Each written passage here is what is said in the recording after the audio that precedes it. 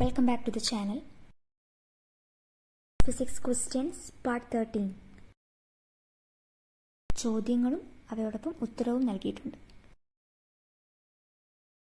അടിസ്ഥാന അളവുകളുടെ യൂണിറ്റിനെയാണ് അടിസ്ഥാന യൂണിറ്റുകൾ എന്ന് പറയുന്നത്. Fundamental units. First question, what is the fundamental unit of length? Second question വരുന്നത് find out the derived unit of area and density.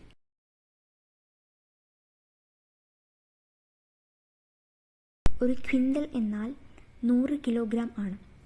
ഒരു ടൺ എന്നാൽ എത്ര കിലോഗ്രാം ആണ്?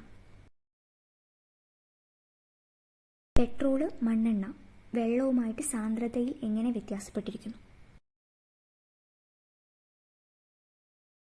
നമ്പർ 4, അസ്ട്രോണമിക്കൽ യൂണിറ്റ് എന്നാൽ എന്ത്?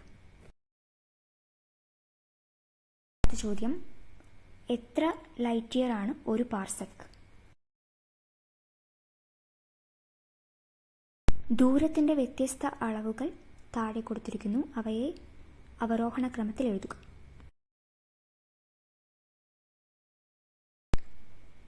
Thanks for watching.